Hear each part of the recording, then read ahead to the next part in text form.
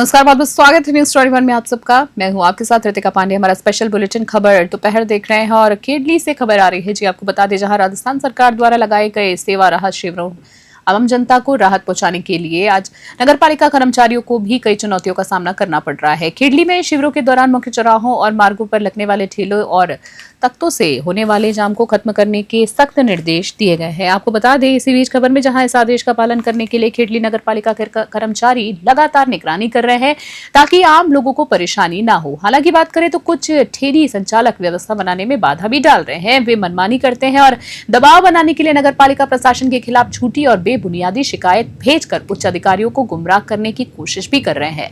केडली नगरपालिका ईओ नरसिंह मीणा ने बताया है कि राज्य सरकार के निर्देशों के अनुसार ठेलों को व्यवस्थित तरीके से लगाया जा रहा है, जिसमें आम जनता खुश है। उन्होंने कहा है कि कुछ ठेली संचालक जानबूझकर प्रशासन पर दबाव बना रहे हैं। इसके लिए इस तरह के गैरकानूनी कार्य भी हो रहे हैं। केडली से इकलेश शर्मा की रिपोर्ट।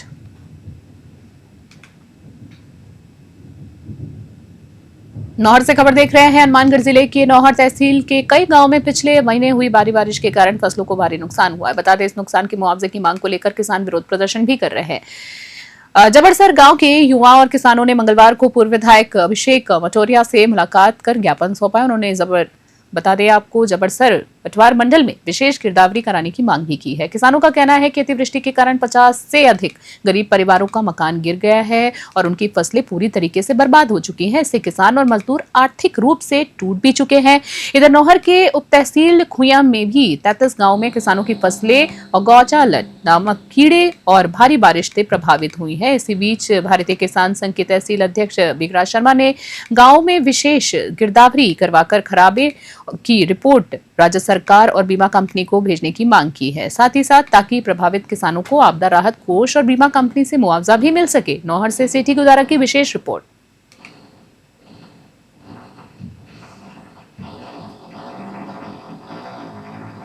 सूरतगढ़ से खबर है, जहां श्रीगंगानगर के सूरतगढ़ शहर में एक पति पत्नी पारिवारिक विवाद के चलते पानी की टंकी पर चढ़ गए। जी हां, सूचना मिलते ही थाना सिटी के अधिकारी पुलिस बल के साथ मौके पर पहुंचे और दोनों को समझा बुझाकर सुरक्षित नीचे उतारा है। इसी बीच पुलिस ने जब दोनों से पूछताछ की तो उन्होंने बताया कि उनके बहनोई ने उनके निजी मकान पर बिना बताए लोन ले लिया था। पीड़ित व्यक्ति ने आरोप लगाया है कि उसके पिता नहीं है और मकान उनकी मां के नाम पर है। 3 साल पहले उनके बहनोई ने उसकी बूढ़ी मां को झूठ बोलकर दस्तावेजों पर दस्तखत करवा लिए और लोन उठा लिया, जिसकी जानकारी पीड़ित को नहीं थी। पीड़ित ने यह भी आरोप लगाया है कि उसका बहनोई उसकी वृद्ध मां को चोरी छिपे अफीम का नशा देता था और उसे ये पैसा चुकाना पड़ रहा है, जिससे परेशान होकर उसने ये कदम उठाया है। साथ ही साथ आपको ये बता दें, पुलिस दोनों को अपने साथ ले गई और मामले की जांच भी लगातार की जा रही है। सूरतगढ़ से नवीन कुमार की विशेष रिपोर्ट।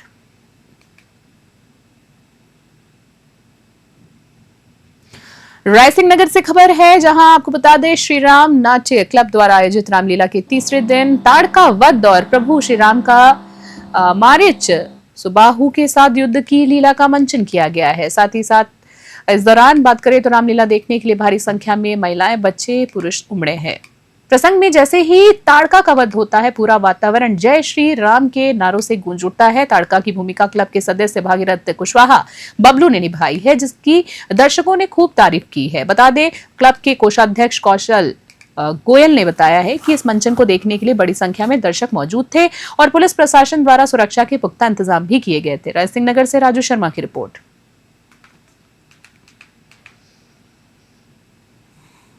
बेगू से खबर देख रहे हैं, जहां बेगू में आयोजित शहरी सेवा शिविर में मुख्य अतिथि विधायक डॉक्टर सुरेश धाकड़ ने 61 परिवारों की आवासीय पट्टे वितरित किए हैं। साथ ही इंदिरा आवास योजना में पहली किश्त का वितरण भी किया गया है। ये शिविर नेहरू गार्डन में आयोजित हुआ है। बता दें आपको, इस अवसर पर विधायक डॉक्टर सुरेश धाकड़ ने कई विकास कार्यों की घोषणा की, जैसे कि ITI कॉलेज के पास 1 करोड़ रुपए की लागत से खेल स्टेडियम बनाया जाएगा। छपरा विद्यालय में 20 लाख रुपए की लागत से एक टीन शेड का निर्माण होगा। इस कार्यालय में SDM अंकित सामरिया, तहसीलदार गोपाल जी नगर, अधिशासी अधिकारी विष्णुलाल यादव, बेगू थाना अधिकारी शिवलाल मीणा सहित कई जनप्रतिनिधि और प्रशासनिक अधिकारी भी मौजूद रहे। लोगों ने विधायक की इन घोषणाओं का स्वागत किया। बेगू से मदन मीणा की रिपोर्ट देख रहे हैं आप। बेगू से खबर देख रहे हैं फिर से बुलेटिन में। मोहनलाल सुखाड़िया विश्वविद्यालय की कुलगुरु प्रोफेसर सुनीता मिश्रा द्वारा अकबर को महान और औरंगजेब को कुशल शासक बताए जाने वाले बयान के विरोध में मंगलवार को अखिल भारतीय विद्यार्थी परिषद की बेगू इकाई ने शहीद रूपाजी करपाजी राजकीय महाविद्यालय में जोरदार विरोध प्रदर्शन किया है। इसी बीच आपको ये भी बता दें, एबीवीपी के कार्यकर्ताओं ने कुलगुरु के बयान को देश के गौरवशाली इतिहास का अपमान बताया और उनकी तत्काल बर्खास्त करने की मांग की है उनको। साथ ही साथ आपको बता दें, एबीवीपी के इकाई अध्यक्ष हिमांशु धाकड़ ने के नेतृत्व में हुए इस विरोध प्रदर्शन में बड़ी संख्या में विद्यार्थी शामिल हुए। उन्होंने विश्वविद्यालय प्रशासन के खिलाफ जमकर नारेबाजी की है। इस दौरान एबीवीपी के भाग संयोजक देवेश पंचौली, नगर सह मंत्री पवन जोशी, अनमोल धाकड़, पूरन दमामी, ध्रुव जैन, शुभम धाकड़ और ओम प्रकाश धाकड़ सहित इन कई कार्यकर्ता भी मौजूद थे। बेगू से मदन मीणा की रिपोर्ट। आज अपन यहाँ इसलिए इकट्ठे हुए हैं क्योंकि महाराणा प्रताप, जो आप सभी उनको जानते हो कैसे थे, क्या था उनका। हमारी मोहनलाल सुखाड़िया विश्वविद्यालय की जो कुलपति है, उन्होंने उनको अकबर के समकक्ष, अकबर को महाराणा प्रताप के समकक्ष रखा है। उन्होंने बोला कि महाराणा प्रताप से ज़्यादा मतलब जो अच्छा प्रशासक था वो अकबर था। महाराणा प्रताप भी अच्छे थे पर उससे अच्छा अकबर था। तो इसका हम आज विरोध कर रहे हैं और विरोध प्रदर्शन यहाँ किया जा रहा है। हमने आज कॉलेज का गेट बंद कर ताला लगाकर ये विरोध किया है। और अगली खबर देख रहे हैं चोमू से, जहां जयपुर के चोमू स्थित ग्राम एटावा भोपची में अटल पथ निर्माण में भेदभाव का आरोप लगाते हुए ग्रामीणों ने धरना प्रदर्शन किया है। आपको बता दें, उन्होंने मुरली मनोहर मंदिर से लेकर ग्राम पंचायत कार्यालय तक रैली निकाली है और ग्राम विकास अधिकारी जगपाल काचला को ज्ञापन सौंपा है। ग्रामीणों ने आरोप लगाया है कि सड़क के चौड़ीकरण के दौरान प्रशासन द्वारा एक तरफा और भेदभावपूर्ण कार्रवाई की जा रही है। उनका यह भी कहना है कि सड़क के मध्य बिंदु से दोनों तरफ बराबर जगह नहीं ली जा रही है। उन्होंने ये भी आरोप लगाया है कि प्रशासन ने बिना किसी उचित प्रक्रिया के लोगों के मकानों, चबूतरों और दीवारों को तोड़ दिया है। ग्रामीणों ने रैली निकालकर ग्राम पंचायत प्रशासक के खिलाफ नारेबाजी की और मामले को लेकर बीडीओ गोविंदगढ़ को भी ज्ञापन सौंपा है। वहीं ग्राम पंचायत प्रशासक सुनीता सैनी ने इन आरोपों को निराधार बताया। उन्होंने कहा है कि अवैध निर्माण हटाने के लिए नोटिस जारी किए गए हैं और पीडब्ल्यूडी यानी लोक निर्माण विभाग सड़क का निर्माण कर रहा है। चोमू से जयपाल सिंह की स्पेशल रिपोर्ट। का कार्य चल रहा है वो काफ़ी समय से चल रहा है और इधर से जो 24 फुट की रोड ली गई थी वो मोहल्ले में आकर अब यहाँ पर बीच सड़क से नहीं लेकर के और भेदभाव सरपंच साहब के द्वारा किया जा रहा है। ये नाजायज़ है, निर्दयनीय है और लोगों के द्वारा जो कार्य किया गया वो गलत है। सरपंच साहब लोगों को डराते हैं, धमकाते हैं और सरपंच साहब ने जब अब हम जा कर के वहाँ पर आए हैं और सरपंच को ज्ञापन देने के लिए गए तो वो बोला कि मैं तो वार्ड पंच हूँ, सरपंच तो सुनीता सैनी है। तो मैंने बोला कि सरपंच साहब का नंबर दे दो, तो उन्होंने बोला कि सरपंच साहब तो नवरात्रा करिए, वो नहीं आ सकती। तो फिर ज्ञापन कौन देगा? कि ज्ञापन देगा सेक्रेटरी। ये कि मुद्दा हमारा जो यहाँ से जो रोड बनी ना, इसकी संपूर्ण चौड़ाई ले, किसी के 2 मीटर ले रहा है, किसी के 3 मीटर ले रहा है। ये बिल्कुल गलत कर रहा है। और पहले बात तो वो सरपंच भी नहीं है, उसकी घर वाली आती नहीं है, सुनीता है मैन सरपंच। तो वो वार्ड पंच आज बोल दिया कि मैं तो वार्ड पंच हूँ, मेरा कुछ लेना देना नहीं है। फिर क्या एसटीसी करा रहे थे इधर, उसको आना ही नहीं चाहिए। और पुलिस है ना, पुलिस उसने बुलाई है, पुलिस ना तो आई, ना एसडीएम साहब से कोई वहाँ पे परमिशन ली थी उन्होंने, ना एसडीएम साहब ने बोला और उन्होंने आज मना कर दिया कि मैं तो वार्ड पंच हूँ। एफआईआर दर्ज करा दो, मैं क्या करूँ? ये कहना है या भी जो काम होना 20 डीक से खबर देख रहे हैं, जहां आपको बता दें श्री जरखूर गौधाम में गौ संरक्षण और संवर्धन के लिए श्री कृष्ण बलराम गौ आराधना महोत्सव का आयोजन किया गया है। इस अवसर पर विश्व हिंदू परिषद के संरक्षक श्री दिनेश चंद्र जी विशेष रूप से पहुंचे और श्री रेवासा धाम के अग्र पीठाधीश्वर और वृंदावन के श्री मलूक पीठाधीश्वर स्वामी श्री राजेंद्र दास जी महाराज से भेंट की है।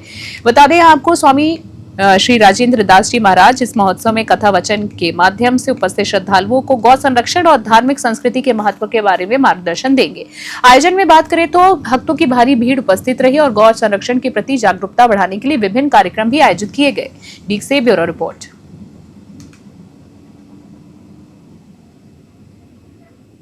दौसा से खबर देख रहे हैं। दौसा के श्री बात करें तो दौसा में नेवाली में स्थित राजकीय उच्च माध्यमिक विद्यालय में प्रधानाचार्य देवी सहाय के तबादले के विरोध में ग्रामीण और छात्रों ने स्कूल के मुख्य गेट पर ताला लगा दिया है।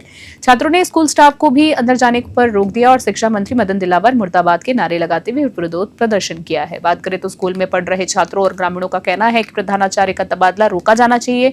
उन्होंने चेतावनी दी है कि अगर तबादला नहीं रुका तो सभी छात्र अपनी टीसी कटवाकर किसी अन्य स्कूल में दाखिला लेंगे। ग्रामीणों ने बताया है कि देवी सहाय के आने के बाद स्कूल में अनुशासन और शिक्षा की गुणवत्ता में काफी सुधार हुआ है। उन्होंने ये भी बताया कि प्रधानाचार्य ने घर घर जाकर बच्चों को प्रेरित किया, जिससे स्कूल में छात्रों की संख्या भी बढ़ी है। ग्रामीणों और छात्रों ने ये भी चेतावनी दी है कि अगर जब तक प्रधानाचार्य का तबादला रद्द नहीं होता है तब तक स्कूल का ताला और गेट बंद रहेगा। दौसा से निमाली से अश्विनी जांगड़ की विशेष रिपोर्ट।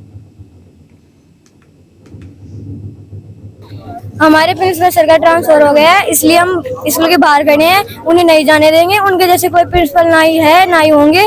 वो इतना अच्छा पढ़ाते हैं कि कोई भी प्रिंसिपल नहीं पढ़ाएगा। और उनके आने के बाद हमारे स्कूल में इतना अच्छा अनुशासन हो गया है कि बहुत जबरदस्त। आप सरकार से क्या मांग आपकी? प्रिंसिपल सर यही रहे दोबारा? हाँ, यही रहे। अगर मान लो कि ये नहीं रहता है तो आगे आपकी क्या रणनीति रहेगी? अगर ये नहीं रहेंगे तो हम हमारी टीसी ले जाएंगे और कहीं और स्कूल में पढ़ेंगे। हमारे यहाँ निमाड़ी राजकीय उच्च माध्यमिक विद्यालय से प्रिंसिपल का ट्रांसफर हो गया जी। खैर देखो, वो टीवी पे आता है 100 बात की एक बात।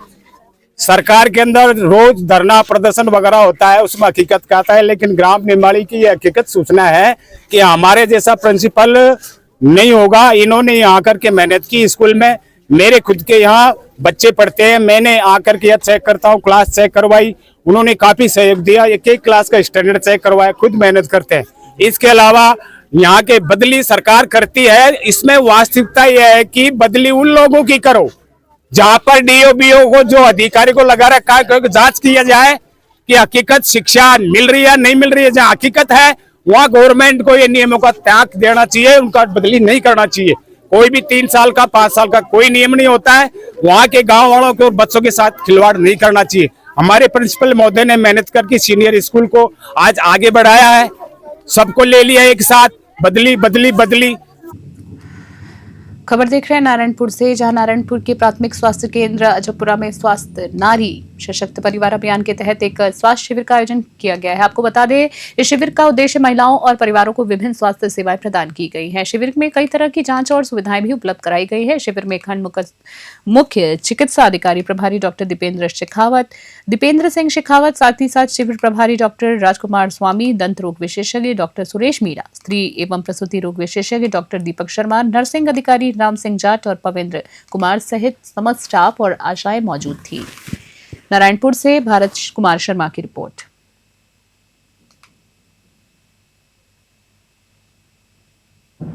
अजयपुरा में चिकित्सा विभाग राज्य सरकार की योजना अंतर्गत कैंप लगाया गया, इसको देख कर आप क्या कहना चाहेंगे और क्या पाया गया है?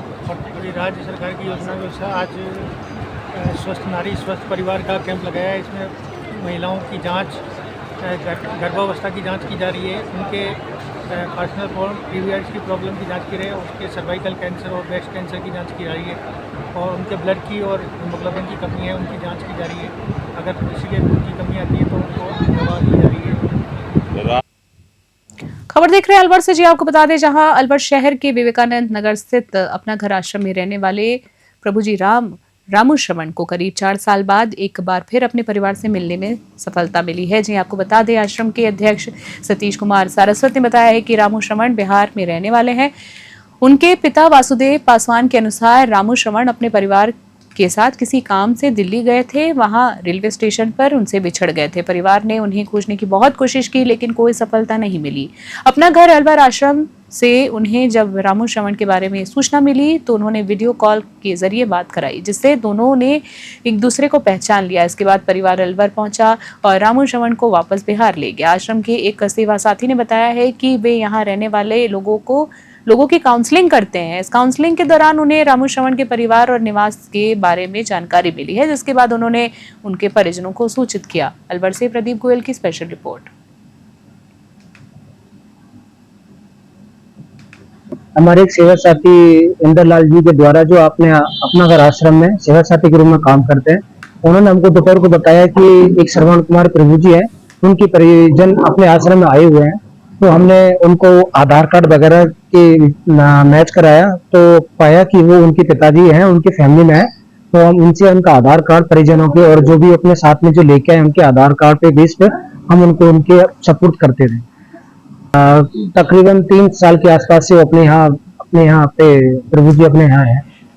कारण तो सर हम नहीं बता सकते हैं, लेकिन 3 साल से बिछड़े हुए हैं हमसे और अपना पत्नी से, बाले बच्चा से 3 साल से बिछड़े हुए हैं। ये लड़का कहाँ के आप रहने वाले हैं? आपको किस तरीके से पता लगा कि व्यक्ति यहाँ पर है? हमको बिहार में मकान पड़ता है, जिला है समस्तीपुर और थाना दलसिंहसराय है और पोस्ट है चकबहाउद्दीन, पार पड़ता है मेरा मकान। खबर देख रहे हैं छितलवाना से, जहां राज्य कर विभाग वाणिज्य कर सांचौर वृत्त सी की ओर से आयुक्त प्रकाश जानी की अध्यक्षता में पंचायत समिति सांचौर में जीएसटी बचत मेला कार्यशाला का आयोजन किया गया है।